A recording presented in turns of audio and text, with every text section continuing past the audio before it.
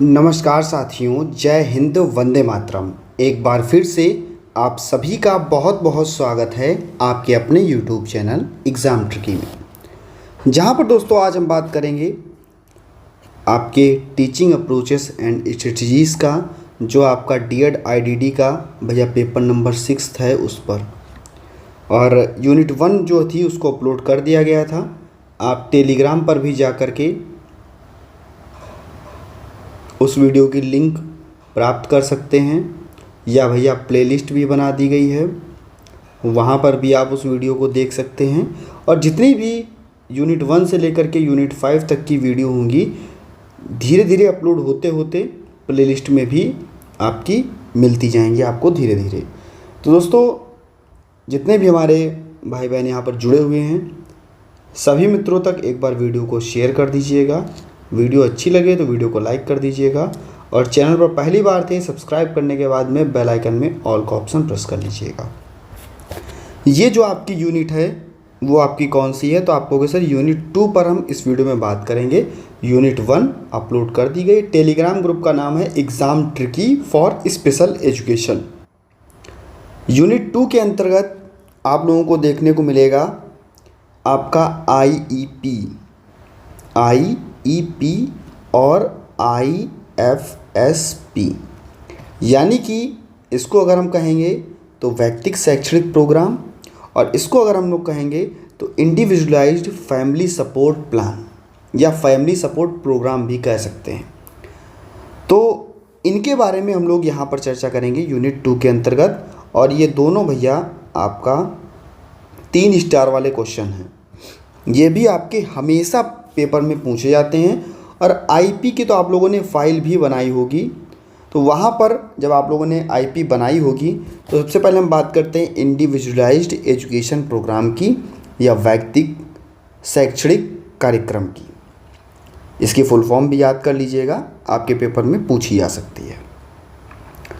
तो कहेंगे प्रत्येक बच्चे को ध्यान में रखते हुए उसकी क्षमता, उसकी रुचि, उसके सीखने की गति और समायोजन और स्मरण आदि को ध्यान में रखकर शिक्षा को प्रदान किया जाता है। और यही चीज़ें जब शिक्षा को प्रदान किया जाएगा तो यही क्या कहलाएगा, आपका आईईपी कहलाएगा। प्रत्येक व्यक्ति की व्यक्तिगत क्षमता, रुचि और सीखने की गति, स्मरण, इन सभी को ध्यान में रख करके जो भी शिक्षा प्रदान की जाएगी वो व्यक्तिगत शैक्षणिक कार्यक्रम के अंतर्गत आएगी। क्योंकि बालक की विशेषताओं और कमियों को ध्यान में रखकर उसका व्यक्तिगत शैक्षणिक कार्यक्रम तैयार किया जाता है या आईपी तैयार किया जाता है, ताकि उन बच्चों को समाज की मुख्य धारा में, मेन स्ट्रीम में, समाज की मुख्य धारा में लाया जा सके।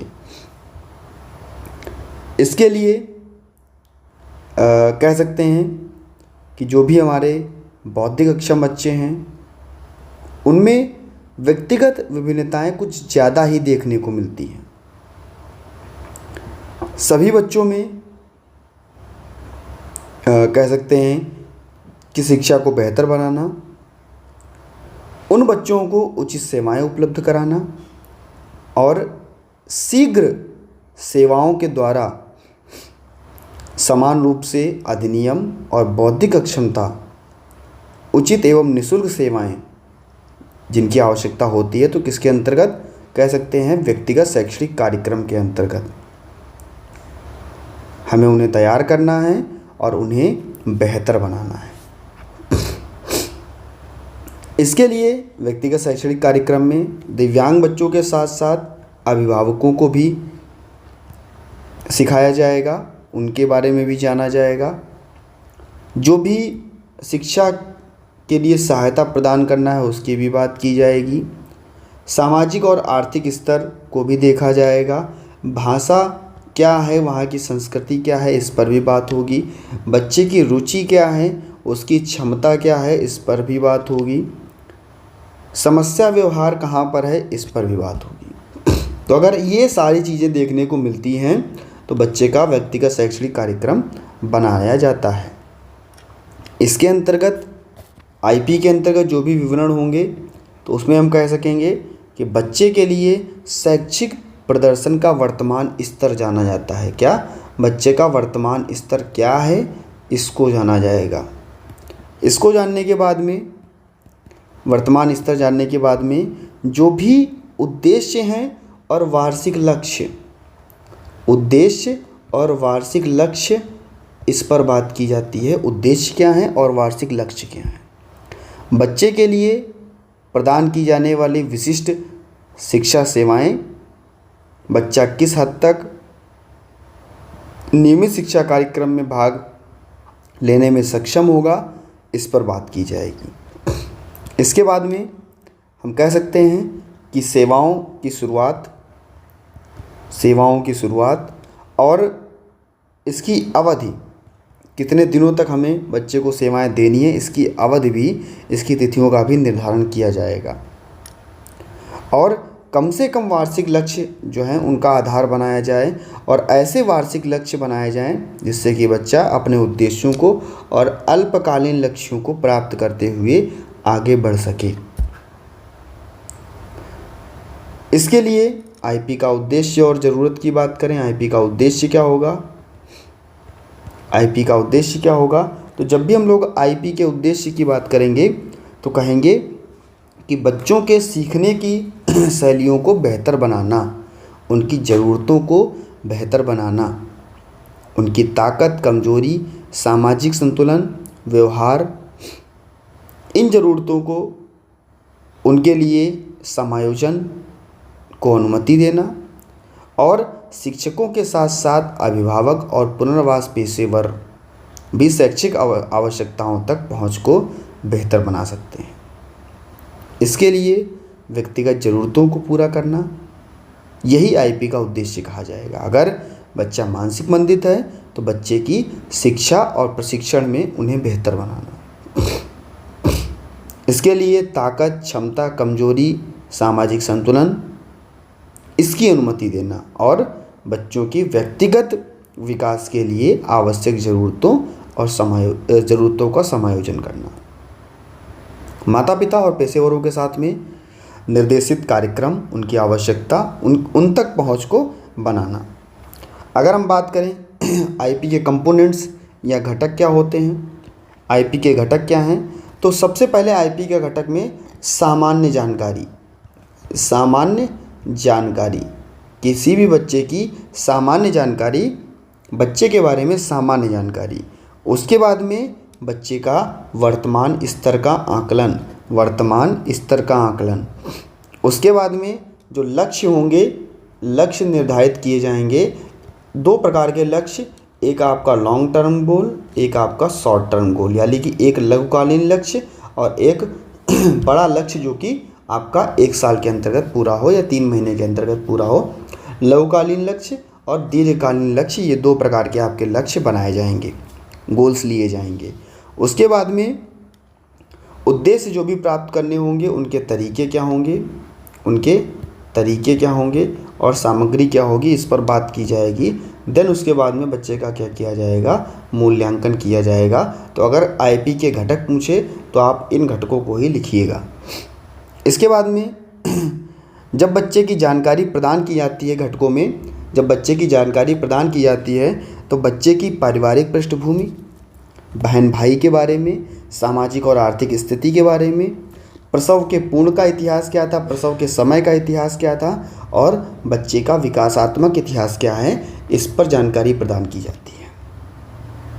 इसके बाद में विशिष्ट कौशल में, कामकाज में वर्तमान स्तर का आकलन किया जाएगा, जिससे कि आकलन में व्यक्ति के बारे में निर्देशात्मक प्रशासनिक निर्णय लिया जाएगा और जो भी जानकारी होगी उसको एकत्रित किया जाएगा, इसका विश्लेषण किया जाएगा। इसमें हम कह सकते हैं आपका नॉन रेफरेंस टेस्ट, यानी कि जो भी आपका एनआरटी होगा, एक मानकीकृत उपागम के रूप में रखा जाएगा। और मानकीकृत उपागम एक परीक्षण जिसमें प्रशासन, स्कोरिंग और जो आपकी व्याख्या होगी उसकी प्रक्रिया पर निर्धारित होगा। जैसे इंटेलिजेंस टेस्ट जो होता है या अचीवमेंट टेस्ट जो होता है वो आपका नॉन रेफरेंस टेस्ट होता है, NRT। ऐसे ही मानदंड संबंधित यानी कि हम कह सकते हैं क्राइटेरियन या CRT, क्राइटेरियन रेफरेंस टेस्ट, तो कहेंगे इसमें भी छात्र के प्रदर्शन के लिए निश्चित मापदंड में तुलना करना। ये दूसरे शब्दों में CRT एक बात से सरोकार रखता है कि कोई भी बच्चा निर्धारित मापदंड के अनुसार कौशल का प्रदर्शन करता है या नहीं। जैसे टीचर ने जो टेस्ट बनाया, टीचर का जो टेस्ट होगा वो आपका CRT के अंतर्गत आएगा। बच्चों के वर्तमान स्तर में जो चीज़ें शामिल होंगी, बच्चों का मोटर कौशल क्या है, बच्चों का सूक्ष्म गामक कौशल क्या है, स्थूल गामक कौशल क्या है, बच्चे का सहायता कौशल जिसमें बच्चा भोजन करने की गतिविधि, शौचालय गतिविधि, कपड़े पहनना, अब भाषा के कौशल यानी कि ग्रहणशील भाषा, अभिव्यंजक भाषा, भाषा कौशल, सामाजिक भाषा, घरेलू कौशल के अंतर्गत जो भी चीज़ें होंगी, या समुदाय के अंतर्गत या मनोरंजन और व्यावसायिक कौशल के अंतर्गत जो जो चीज़ें होंगी उनका निर्धारण यहाँ पर किया जाएगा बच्चों की क्षमता के अनुसार, स्तर के अनुसार। उसके बाद में क्या किया जाएगा, लक्ष्य का निर्धारण किया जाएगा। लक्ष्य का निर्धारण करने में जो भी वार्षिक लक्ष्य होगा उसको बनाया जाएगा, और कह सकते हैं इसके लिए जो भी लक्ष्य विकासात्मक क्षेत्रों में जो डोमेन होंगे उनका प्रतिनिधित्व किया जाएगा। उद्देश्य को प्राप्त करने के लिए शिक्षण के तरीके और सामग्री को रखा जाएगा।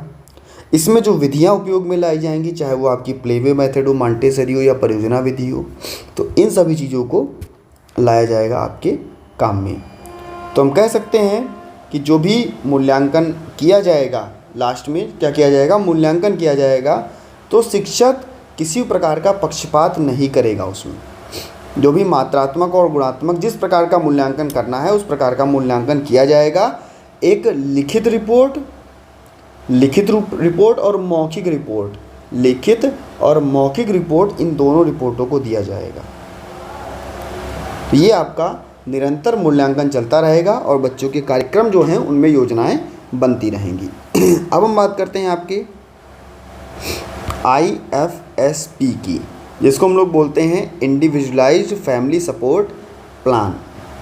इंडिविजुअलाइज्ड फैमिली सपोर्ट प्लान यानी कि व्यक्तिगत परिवार सहायता योजना। नाम से ही स्पष्ट है, व्यक्तिगत रूप से किसी भी बच्चे को व्यक्तिगत रूप से किसकी सहायता मिले, परिवार की सहायता मिले। परिवार की सहायता उसकी ताकत और ज़रूरतों को पहचानते हुए मिले, जहाँ पर लक्ष्य को निर्धारित किया जाए और बच्चे के लिए प्रारंभिक हस्तक्षेप सेवाओं को बेहतर बनाया जाए। इससे लक्ष्यों को प्राप्त करना, जो भी केंद्रीय अवधारणा है उसके सेवाओं को समझना। बहुविषयक टीम भी यहाँ पर शामिल होगी, माता पिता भी शामिल होंगे और परिवार के जो भी सदस्य होंगे व्यक्तिगत परिवार सहायता के अंतर्गत, योजना के अंतर्गत विकसित किए जाएंगे। इसमें IP जो होगा, IP में क्या होगा, परिवार को शायद शामिल ना किया जाए क्योंकि उससे जो भी जानकारी है वो ले ली जाती है, लेकिन IFSP में परिवार का पूरा योगदान रहेगा। परिवार के इर्द गिर्द ही चीज़ें घूमेंगी जो कि बच्चे के जीवन को बेहतर बनाएंगी। जो ध्यान केंद्रित किया जाएगा परिवार के लक्ष्य को, उसके परिणाम को देखते हुए ध्यान केंद्रित किया जाएगा। और कह सकते हैं IFSP विकास कार्यान्वयन मूल्यांकन इसके दौरान परिवार में मदद कर सकेगा और जो भी सेवाएं होंगी उनको बेहतर बनाया जा सकेगा। इसके लिए भी IFSP में भी परिवार की अगर सेवाएं जो हैं वो दी जा रही हैं, परिवार के सदस्यों के द्वारा दिनचर्या और गतिविधियों को अगर प्रदान किया जा रहा है, तो इसका काम ही है कि बच्चे की सेवाएं को विस्तृत रूप से सूचीबद्ध करना और शैक्षिक, चिकित्सा, सामाजिक सेवाओं के रूप में बेहतर बनाना। स्थान और समय, जहाँ पर प्राकृतिक वातावरण की सेवाओं को प्रदान करना, सेवाएं कब शुरू होंगी, कितनी बार होंगी, इनका उल्लेख करना। और कह सकते हैं कि IFSP की जो प्रक्रिया होगी उसके दौरान जो भी प्राथमिक संपर्क होंगे उनकी योजनाओं का कार्यान्वयन किया जाएगा। परिवार की सहभागिता बहुत ज़रूरी रहती है क्योंकि मानसिक मंदित बच्चे जो हमारे बौद्धिक अक्षम बच्चे हैं, इनमें विकास की गतिविधियों में कमी देखने को मिलती है। अभिभावकों की भूमिका अगर होगी वहाँ पर तो भावात्मक रूप से बच्चे को तैयार किया जा सकेगा। बच्चे में अगर हताशा, अवसाद, शर्म, ग्लानि ये भावनाएं उत्पन्न हैं तो इन भावनाओं को भी बच्चे की कुछ ना कुछ तरीके से कम किया जा सकेगा। इससे बच्चा मधुर रूप से जीवन व्यतीत कर सके और भैया अपने जो भी कार्यक्रम हैं उनको आगे बढ़ा सके, जीवन यापन कर सके। तो ये आपका IFSP हो गया। अब हम लोग बात करते हैं 2.2 की। यूनिट 2.2 में कहा जा रहा है IP विकसित करना। IEP विकसित करना कहने का मतलब ये है कि जो भी घर आधारित शिक्षा कार्यक्रम है, स्कूल आधारित शिक्षा कार्यक्रम है, समावेशी शिक्षा है, इसमें IP का विकास कैसे किया जाएगा। क्योंकि विशेष स्कूल व्यक्तिगत रूप से कह सकते हैं छोटे समूहों और बड़े समूहों में शैक्षिक रणनीतियाँ अपनाई जाएंगी। इसमें IP का विकास जो है वो कैसे किया जाएगा। तो IP के लिए जो भी टीम मेंबर होंगे, IP में जो भी सदस्य होंगे, सदस्य के अंतर्गत बच्चे के माता पिता होंगे, शिक्षक जो कि विशेष शिक्षक होगा, जो कि नियमों को प्रदान कर रहा होगा, जो भी चीज़ों को दे रहा होगा। शिक्षकों के लिए कम से कम एक कह सकते हैं कि नियमित बच्चों के लिए माहौल तैयार किया जा रहा होगा। इसमें प्रणाली का भी प्रतिनिधित्व होगा। जो भी व्यक्ति की मूल्यांकन है उनके परिणामों का भी व्याख्या किया जाएगा। ऐसे ही जो भी जिम्मेदारियां हैं बच्चे की वो क्या है, छात्र के लिए उचित क्या है, उसका ज्ञान क्या है, इन विशेषताओं को भी शामिल किया जाएगा। यानी कि IP के टीम के अंतर्गत हम कह सकते हैं एक से अधिक पदों को शामिल किया जा सकता है, जिसमें उचित, योग्य और जो भी उदाहरण के साथ में एक स्कूली प्रणाली या प्रतिनिधि वह व्यक्ति कर सकता है जो कि मूल्यांकन परिणामों की व्याख्या कर सकता है। इसमें जो भी टीम होंगे प्रत्येक सदस्य को IP बैठक में मौजूद किया जाएगा जहां पर IP बनाई जा रही होगी किसी भी बच्चे की। इसमें सभी चीज़ों को, सभी जानकारियों को साझा किया जाएगा और लिखने के लिए या पढ़ने के लिए जो भी क्रियाकलाप होंगे बच्चे के बारे में जानकारी एकत्रित की जाएगी, उनकी सेवाओं और उनकी आवश्यकताओं को जोड़ा जाएगा। इसके लिए प्रमुख सदस्य, उनके विचारों को बेहतर किया जाएगा। सदस्य क्या सोच रहे हैं, कैसे कामकाज बना रहे हैं, उसका सुझाव दिया जाएगा।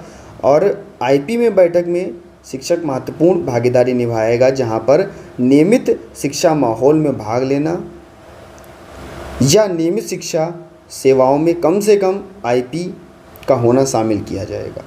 इसमें नियमित कक्षा, सामान्य पाठ्यक्रम तैयार किया जाएगा। शैक्षिक जो भी सहायता है वो दी जाएंगी, बच्चे को सेवाएं प्रदान की जाएंगी। परिवर्तन और बच्चे के सीखने के लिए जो मदद है उसको बेहतर किया जाएगा। इसमें बच्चे के लिए कह सकते हैं बच्चे की सेवाओं में व्यवहार में रणनीतियाँ बनाई जाएंगी और IP के जो कार्यक्रम हैं उन पर चर्चा की जाएगी, उनके बारे में चर्चा की जाएगी। इसमें वार्षिक लक्ष्यों को भी बनाया जाएगा और सामान्य पाठ्यक्रम में इसकी प्रगति को भी शामिल किया जाएगा। जो भी गतिविधियां हैं बच्चा इनमें भाग लेगा और जो भी निःशक्तता है इसको देखते हुए उसको शिक्षित किया जाएगा। स्कूल स्टाफ हो या व्यावसायिक विकास हो बच्चे को प्रशिक्षण शामिल होना चाहिए। व्यावसायिक विकास और प्रशिक्षण की जो शिक्षकों की प्रथाएं हैं उनमें दिव्यांग बच्चों के लिए सेवाएं प्रदान करना, उन्हें महत्वपूर्ण बनाना और उनकी जानकारियों और अनुभव प्रदान कराना। इसके लिए प्रशिक्षक के द्वारा जो भी मुद्दे हैं, बच्चे के सीखने के जो भी कार्यक्रम हैं उनको बेहतर बनाया जाएगा। और हम कह सकते हैं कि बच्चों के सीखने में जो भी पाठ्यक्रम होगा उसको संशोधित किया जाएगा। जो भी उनकी सेवाएं होंगी उनको नियमित बनाया जाएगा और इसके साथ साथ विशेष शिक्षा सेवाएं प्रदान की जाएंगी। छात्रों के लिए विशेष कक्षा में छात्र के साथ में काम किया जाएगा। आईपी के दौरान जो भी सदस्य होंगे इनका भी बच्चों के लिए प्रति जो भी मूल्यांकन होगा वो किया जाएगा। तो इस प्रकार से बच्चे को आईपी तैयार की जा सकती है, बच्चे के लिए प्लेसमेंट किया जा सकता है, या आईपी बच्चे की जब लागू की जाएगी तो जो भी समृद्ध विशेषताएं हैं, सूची हैं जो तैयार की गई हैं उनको प्रदान करना, बच्चे के लिए सहायता देना, सेवाएं प्रदान करना, बच्चों के लक्ष्यों को बढ़ाना, यही सारी चीज़ें आपकी नियमित रिपोर्ट तैयार करना, घर और स्कूल में संचार के महत्वपूर्ण कौशल क्या हैं, उनकी कठिनाई को अंतर्दृष्टि प्रदान करना और बच्चों के साथ साथ समाधान करना और उनकी स्कूलों में सहायता प्रदान करना। तो ये सारी चीज़ें आपकी आईपी के अंतर्गत आएंगी। जो आईपी आपकी बच्चे के लिए बनाई जाएगी वो बच्चे के लिए शिक्षण रणनीतियों और विशेष स्कूलों में व्यक्तिगत रूप से, छोटे समूहों में, बड़े समूहों में चीज़ों को लागू किया जाएगा। बच्चों के सीखने के सामयिक समस्या जो है उस पर चर्चा की जाएगी, व्यक्तिगत चीज़ों को बेहतर बनाया जाएगा। तो ये सारी चीज़ें आपके आईपी के दौरान आती हैं। इसके बाद में हम अगर बात करते हैं यूनिट 2.3 की, तो यूनिट 2.3 क्या कहता है? Classroom management. Classroom management. Classroom management यानी कि कक्षा का मैनेजमेंट कैसे किया जाएगा। कक्षा में सभी चीज़ों को अगर पढ़ाया जाएगा या बच्चे को अगर बेहतर शिक्षण कार्यक्रम लागू किया जाएगा तो उसका मैनेजमेंट कैसे किया जाएगा। इसके अंतर्गत आपका आता है टीम टीचिंग, इसके अंतर्गत आपका टीम टीचिंग आता है, इसी के अंतर्गत आपका कोऑपरेटिव लर्निंग आता है। तो इन पर सब पर अभी हम बात करते हुए चलते रहेंगे और बढ़ते रहेंगे। सबसे पहले हम लोग बात कर लेते हैं टीम टीचिंग की। इस टीम टीचिंग में हम कह सकते हैं कि निर्देशात्मक स्थिति जहां पूरक शिक्षक कौशल रखने वाले 2 या 2 से अधिक शिक्षक विशेष निर्देशों को पूरा करने के लिए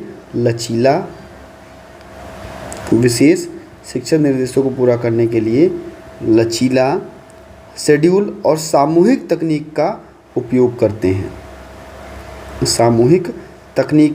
करते हैं, जिसमें छात्रों के लिए समूह निर्देशन योजना बनाई जाती है।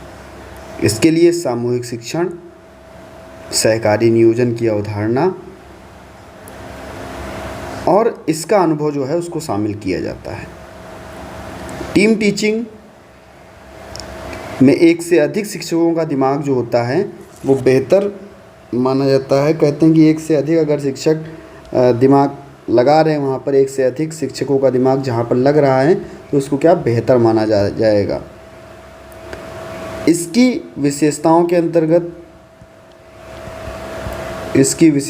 अंतर्गत औपचारिक प्रकार का सहकारी जो कर्मचारी संगठन है उसको यहाँ पर रखा जाएगा। मूल रूप से जो औपचारिक प्रकार का होगा, टीम शिक्षण में शिक्षकों का एक समूह जो कि शिक्षण कार्यक्रम योजना बनाने और मूल्यांकन की जिम्मेदारी को साझा करने के लिए बेहतर होगा। टीम शिक्षण में जो परिणाम होगा वो उसका बेहतर निर्देशन किया जाएगा और जो भी शिक्षक विशेषताएं हैं उसका सर्वोत्तम उपयोग किया जाएगा। उद्देश्य क्या होंगे? उद्देश्य होंगे विशिष्ट बड़े समूह में प्रतिभाशाली और जो भी श्रेष्ठ शिक्षक हैं उन शिक्षकों को लाभ मिलना, जो भी उपलब्ध संसाधन है शिक्षकों की ज़रूरत है उन ज़रूरतों को सर्वोत्तम उपयोग करके शिक्षा की गुणवत्ता में सुधार लाना, शिक्षण अधिगम प्रक्रिया में सहयोग या हम कह सकते हैं जिम्मेदारी और इसकी भावना को विकसित करना, शिक्षार्थियों और संस्थानों की ज़रूरतों को पूरा करने के लिए विशिष्ट सामग्री जो है उसको संबंधित कठिनाइयों को दूर करना। फ़ायदे क्या होंगे इसमें? भैया गुणवत्ता बढ़ेगी, ये काफ़ी किफ़ायती होगा, काफ़ी कम इसमें खर्च आएगा। जो भी अवसर होंगे, नए अवसर शिक्षकों को और बच्चों को मिलेंगे, और यहाँ पर लचीलापन भी होगा, फ्लेक्सिबिलिटी भी होगी। इसके बाद में हम लोग बात करते हैं शैडो टीचर की। शैडो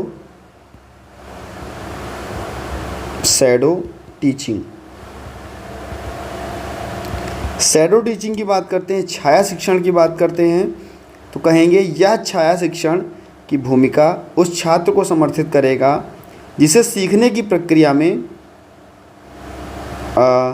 अंतराल को भरने में मदद किया जाएगा, जहाँ पर शिक्षक शिक्षाविदों और सीखने में समर्थन में आवश्यक होंगे। इसमें छात्र के आत्मविश्वास को बढ़ावा मिलेगा, और कह सकते हैं जब छात्र के आत्मविश्वास को बढ़ावा मिलेगा तो जो भी शैक्षणिक और सामाजिक कौशल हैं उनको भी बेहतर बनाया जा सकेगा। इसमें बच्चे का एकेडमिक जो भी कमजोरियां हैं, अकादमिक जो भी कमजोरियां हैं, उनको पूरा किया जा सकता है। जो भी बच्चे कह सकते हैं जिनको समर्थन की आवश्यकता है या जिनमें आत्मविश्वास बढ़ेगा, उनकी बातचीत को बेहतर बनाया जा सकता है, उसको सुनिश्चित किया जा सकता है, और इससे छात्र कक्षा में व्यवस्थित ढंग से चीज़ों को बेहतर बनाया जा सकता है, उसमें मदद की जा सकती है। शैडो टीचर में अगर हम बात करें कि छात्र को सीखने में मदद मिलेगी, तो ध्यान इस पर क्या होगा, छात्रों का क्या होगा, ध्यान केंद्रित रहेगा। उचित रूप से कक्षा में उचित रूप से छात्र भाग लेंगे, और उनका जो वातावरण है वहाँ पर वो बेहतर रूप से कार्य करेंगे। आत्मनियंत्रण का दृष्टिकोण भी यहाँ पर देखने को मिलेगा, और शिक्षकों की मदद के लिए उन्हें क्या मिलेगा, प्रोत्साहन भी मिलेगा। उनकी विशेषताओं और रुचियों को साझा किया जा सकता है। ऐसे अगर हम बात करें यहाँ पर पीयर ट्यूटरिंग की, पीयर ट्यूटरिंग की अगर बात करें, जहाँ पर हम कह सकते हैं मित्र शिक्षण की अगर बात करें, तो यहाँ पर क्या होगा, विशेष शिक्षा में पीयर ट्यूटरिंग एक ऐसी रणनीति होगी जहाँ पर अधिक आवश्यकता वाले छात्र, जिसको बहुत ज़्यादा आवश्यकता है किसी भी चीज़ की, और जिन छात्रों को बहुत कम आवश्यकता है, जिनको शिक्षण सामग्री जो है वो आती है, बेहतर रूप से आती है, तो हम क्या करेंगे, इसमें एक छात्र से दूसरे छात्र की मदद करने के लिए कहेंगे। इसके लिए सहकर्मी शिक्षण कार्यक्रम शुरू किया जाएगा, जो बच्चों की एकेडमिक उपलब्धि को बढ़ावा देगा। उनमें प्रभावी कुशल तरीका बेहतर किया जा सकेगा, और इसके लिए जो भी प्रशासक होंगे इसके कार्यक्रम को लागू किया जाएगा। बच्चों की कमजोरियों का पता लगाया जाएगा, और उन्हें सहकर्मी शिक्षण कार्यक्रम और स्कूल में जो कक्षाएं होंगी उनको बेहतर बनाया जा सकेगा। इसके लाभ क्या होंगे, इससे लाभ होंगे जो भी शिक्षक है उसकी जो कह सकते हैं कि उसका जो कार्य है उसको कम किया जा सकेगा। बच्चे आपस में ही एक दूसरे से समझ विकसित कर सकेंगे और संबंध बना सकेंगे। जो भी सामाजिक कौशल है उसका निर्माण किया जा सकेगा, संचार और सामाजिक कौशल का, और छात्रों का सीखने का एक बेहतर प्रतिक्रिया मिलेगी, जिसमें व्यक्तिगत ध्यान बच्चे का बढ़ेगा, स्वयं सहायता कौशल बच्चे का बढ़ेगा, और वृद्धि के कारण जो भी ताकत और प्रतिक्रियाएं हैं, या हम कह सकते हैं सकारात्मक सुदृढ़ीकरण है, उसको बढ़ावा मिल सकेगा। शैक्षणिक प्रदर्शन बच्चे का बेहतर हो सकेगा। ऐसे ही आपका कोऑपरेटिव लर्निंग, या हम कह सकते हैं सहकारी शिक्षण, जो भी दिव्यांग छात्र कक्षा में गतिविधियां में व्यस्त रहेंगे, इसमें जो ये सहकारी शिक्षण होगा, इसमें रचनात्मक प्रतिक्रिया में भी भाग लिया जा सकता है। बच्चे की पूछताछ और तकनीकों को बेहतर बनाया जा सकता है। कौशल पर अतिरिक्त अभ्यास प्राप्त करा सकते हैं, और बच्चे की अवसरों में भी वृद्धि कर सकते हैं। इसके लिए छात्र की जो ज़रूरतें होंगी उनका आकलन किया जाएगा, ज़रूरत पड़ने पर उसकी निगरानी की जाएगी, और शिक्षक समूहों को सीखने और कार्य करने के लिए उन्हें प्रोत्साहित किया जाएगा। इसके लिए कह सकते हैं कि व्यवहार, बच्चे के व्यवहार को बेहतर बनाया जा सकता है। निरंतर विकास में मदद मिल सकती है। सहकारी अधिगम लगातार बदलता रहता है। इसकी संभावना यह है कि शिक्षक भ्रमित हो जाता है और पूरी तरह से समझ नहीं पाता।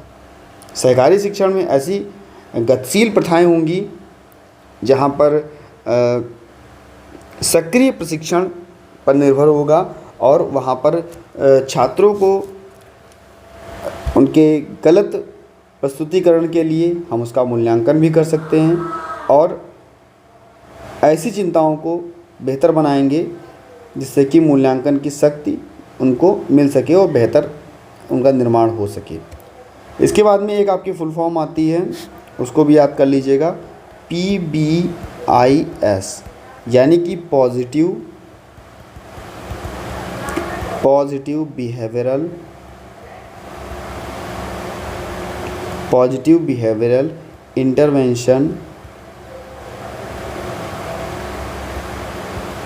Intervention strategies. ये जो PBIS है, इसका दृष्टिकोण, जिसका उपयोग स्कूल सुरक्षा में सुधार और सकारात्मक व्यवहार को बढ़ावा देना है। PBIS एक फोकस रोकथाम है, कोई सज़ा नहीं है, जिसके अंतर्गत छात्रों के सकारात्मक व्यवहार रणनीतियों को बढ़ावा मिलता है। अगर हमें बच्चे को कोई भी विषय सिखाना है, पढ़ाना है, तो हम सकारात्मक व्यवहार को बच्चे को सिखा सकते हैं, जिसमें छात्र के व्यवहार, इसकी अपेक्षाओं को पूरा किया जा सकता है। कह सकते हैं कि उचित व्यवहार बेहतर बनाया जा सकता है और भाषा का इस्तेमाल जो है बच्चे की बेहतर किया जा सकता है।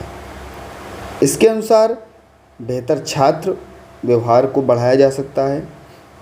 इसका उपयोग स्कूलों में छात्रों के लिए कम विरोध और निलंबन के लिए किया जाता है। इसके सिद्धांत क्या होंगे, PBIS के सिद्धांत क्या होंगे, तो कहेंगे कि छात्र विभिन्न स्थितियों के लिए व्यवहार अपेक्षाओं से सीख लेगा। जो भी छात्र स्कूल में जो व्यवहार करेगा उसका अभ्यास करने, उसकी प्रतिक्रिया करने में, अपेक्षित व्यवहार करने में, जल्दी कदम उठाने में जो भी गंभीर समस्याएं हैं उनसे बचा जा सकेगा। और सार्वभौमिक रूप से बच्चे के लिए हम कह सकते हैं उनके बुनियादी व्यवहार को बेहतर बनाया जा सकेगा। इसके लिए बच्चे के लिए हम पुरस्कार और टोकन का भी प्रयोग कर सकते हैं। अगर बच्चे के लिए लक्ष्य सहायता करनी है, कोई लक्ष्य व्यवहार बच्चे को सिखाना है या छात्रों के लिए अतिरिक्त सहायता देनी है, तो साक्ष्य अधिनियम अपेक्षाओं को निर्देशित किया जाएगा और सामाजिक अंतःक्रिया को बेहतर किया जाएगा। व्यक्तिगत छात्रों के लिए समर्थन किया जाएगा। छात्रों के लिए जो भी व्यवहार, चिंता, व्यक्तिगत समर्थन, इनकी सेवाओं को बेहतर बनाया जाएगा। PBIS नाम याद रखिएगा, पॉजिटिव बिहेवियर इंटरवेंशन स्ट्रेटजीज, ये आपका PBIS है। IFSP भी याद कर लीजिएगा, IEP भी याद कर लीजिएगा। इसके बाद में हम बात करते हैं आपके यूनिट 2.4 की, जहाँ पर उच्च समर्थन आवश्यकता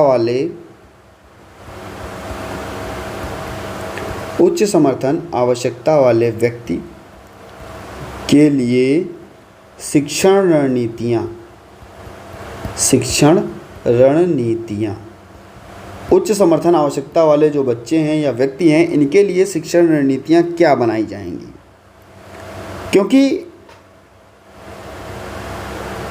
प्रत्येक बच्चे के लिए अवसर प्रदान करना, भविष्य में शिक्षा को बेहतर बनाना, रोजगार और स्वतंत्र जीवन यापन के लिए पर्याप्त रूप से तैयार करना। इसके लिए दिव्यांग छात्रों के लिए शैक्षिक लाभ और समान अवसर को बढ़ावा देना, विशेष रूप से डिजाइन को तैयार करना, उसे निर्देशित करना और शैक्षिक कार्यक्रम में परिणामी विशेष रूप से तैयार किए जाने वाली चीज़ों को बेहतर बनाना, छात्र के लिए अनूठी सीखने की ज़रूरतों को बेहतर बनाना। सामान्य शिक्षक पाठ्यक्रम अनिवार्य रूप से विशेष शिक्षा सेवाएं प्रदान करता है। सभी छात्रों के लिए सामान्य शिक्षा पाठ्यक्रम को शामिल किया जाए और उसकी अनूठी ज़रूरतों को पूरा किया जाए। इसमें जो भी अगर विद्यालय में बच्चा है तो सीखने का जो सक्रिय सदस्य है उसको क्या किया जाए, प्रोत्साहन किया जाए। यानी कि छात्रों के सीखने को बेहतर बनाया जाए, उनके लिए व्यवहारिक गतिविधियों को बेहतर बनाया जाए और उसके छोटे समूह, प्रोजेक्ट आधारित असाइनमेंट, उनको सक्रिय रूप से सहयोगी सीखने को बढ़ावा दिया जाए। हम कह सकते हैं कि छात्रों के विकल्प को बढ़ावा देना चाहिए। यानी कि जो भी सरल शुरू करना या कह सकते हैं कार्यों को पसंद करना, वह अन्य जो चीज़ें हैं कठिन रूप से अगर आसानी से चीज़ें बच्चा सीख पा रहा है तो उन गतिविधियों को पूरा किया जाएगा। बच्चे का नियंत्रण वहाँ पर दर्शाया जा सकता है। व्यक्तिगत ज़रूरतें और ताकत में सम्मान मिल सकता है। बच्चे की भागीदारी को बढ़ावा दिया जाएगा। बच्चे की भागीदारी को क्या दिया जाएगा, बढ़ावा दिया जाएगा। छात्रों की जो ज़रूरतें हैं उनको अवसर दिया जाएगा और जो भी तरीके हैं पाठ पढ़ने के लिए सक्रिय रूप से बच्चे को कह सकते हैं संलग्न बनाया जाएगा, बेहतर बनाया जाएगा और सकारात्मक सुदृढ़ीकरण भी किया जाएगा। जिससे जो बच्चे की ज़रूरतें हैं उन छात्रों को बेहतर रूप से आगे बढ़ाया जा सकता है। इसके लिए ग्रेडिंग पर भी पुनर्विचार किया जाएगा, या हम कह सकते हैं इसके लिए जो विचार हैं, उसके जो लक्ष्य, उसको बढ़ावा जाएगा और जो भी छात्रों का संबंध है उसको बेहतर किया जाएगा। परिवार को भी यहाँ पर जोड़ करके जो भी मूल्यवान कौशल हैं उसको सुदृढ़ीकरण किया जाएगा। यानी कि परिवार के किन किन कौशलों को समृद्ध किया जा सकता है, परिवारों के साथ में कैसे बातचीत की जा सकती है, किन कौशलों को महत्व मिलेगा, अभ्यास और प्रोत्साहन को भी बढ़ावा मिलेगा। गतिविधि क्या है उनमें संशोधन किया जाएगा, नए कौशलों को बढ़ाया जाएगा और वास्तविक जीवन से चीज़ों को जोड़ते हुए बच्चे को बेहतर बनाया जाएगा। कोई भी उच्च समर्थन वाला हमारा बच्चा हो। तो यहाँ पर आपका 2.4 था वो भी समाप्त होता है। अब हम बात करते हैं 2.5 की, जहाँ पर बात करता है टीचिंग स्ट्रेटजीज़ की। यानी कि समावेशी स्कूलों में शिक्षण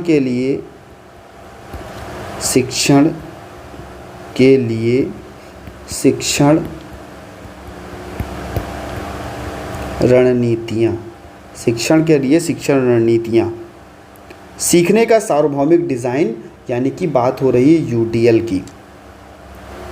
तो जब भी यूडीएल की बात होती है, कहते हैं सार्वभौमिक रचना या सार्वभौमिक डिज़ाइन, यूनिवर्सल डिज़ाइन मॉडल, सार्वभौमिक डिज़ाइन मॉडल।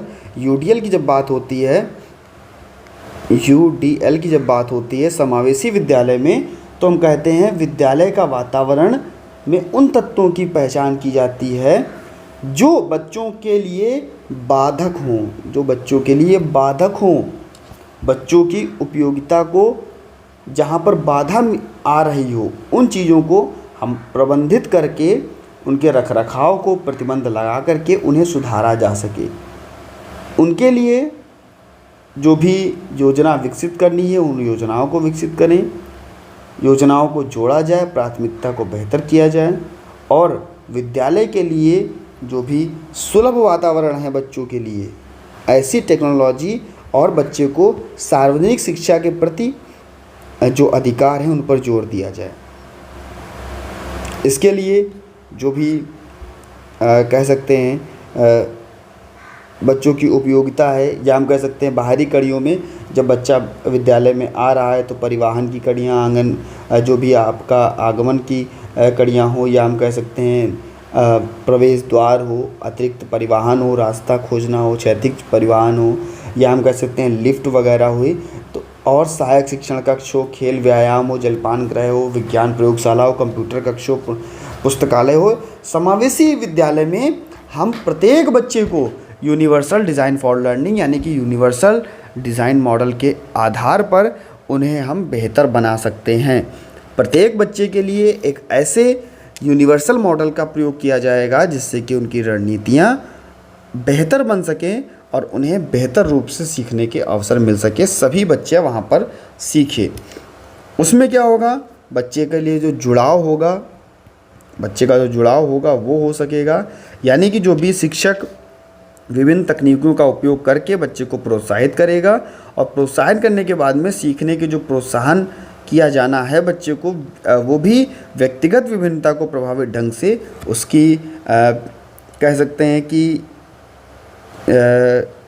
अक्षमता को देखते हुए उसके कार्यों को उसको बेहतर बनाया जाएगा। इसमें जो भी डिज़ाइन होगी वो तैयार किया जाएगा, गतिविधियाँ पाठ्यक्रम जो भी होगा वो शामिल किया जाएगा और निर्देशात्मक रणनीतियों और सामग्रियों को लागू किया जाएगा। लक्ष्यों को आमतौर पर उसकी अपेक्षाओं को, उसकी अवधारणाओं को बेहतर बनाया जाएगा। आमतौर पर हम कह सकते हैं यूडीएल में सभी बच्चों के लिए परिवर्तनशील और लचीले कार्यक्रम को विश्लेषित किया जाएगा, इसके प्रति निगरानी की जाएगी, समायोजन किया जाएगा। तो ये सारी चीज़ें आपके यूटीएल मॉडल के अंतर्गत आती हैं, जहाँ पर हम कह सकते हैं कि बच्चों की रुचि, रूपरेखा और उसके आधार पर, बच्चों की ज़रूरतों के आधार पर, बच्चों की समझ के आधार पर उन्हें उनका पाठ्यक्रम बनाया जाए, उसको उन्हें सीखने का माहौल तैयार किया जाए और बच्चे को बेहतर बनाया जाए। बच्चों के लिए जो भी स्तर हैं उनको ध्यान में रखा जाए, सामग्रियों को ध्यान में रखा जाए, जिससे कि बच्चा बेहतर रूप से चीज़ों को सीख सके। इसके लिए जो भी प्रक्रिया होगी, स्तरीय गतिविधि प्रक्रिया का भी प्रयोग किया जाएगा, जहाँ पर कौशल को बढ़ावा मिलेगा और समर्थन और शैक्षिक रणनीतियों को भी बढ़ावा मिलेगा। रुचि बच्चे की केंद्रित की जाएगी और जो भी विकसित एजेंडा है वो बच्चे का बेहतर बनाया जाएगा, जिसके लिए उनकी आवश्यकता और व्यवहारिक सहायता बच्चे को प्रदान हो सकेगी। तो इस प्रकार से भैया आपका यूनिट 2.5 भी था वो भी समाप्त होता है। वीडियो अच्छी लगी हो तो लाइक कर दीजिएगा, चैनल पर नए थे सब्सक्राइब करने के बाद में बेल आइकन में ऑल का ऑप्शन प्रेस कर लीजिएगा और सभी मित्रों तक एक बार वीडियो को शेयर कर दीजिएगा। यूनिट 1 भी अपलोड कर दी गई थी, वो भी आपके लिए इंपॉर्टेंट, यूनिट 2.1 और 2.2 जो है, और इसके बाद में पीबीआईएस ये भी आपके लिए इम्पॉर्टेंट था। तो जो भी आपके लिए इम्पॉर्टेंट था, जितनी भी चीज़ें थी आपको बता दिया गया। नेक्स्ट वीडियो आपकी आएगी यूनिट 3 की, तो बने रहिएगा आपके अपने चैनल एग्जाम ट्रिकी पर। धन्यवाद।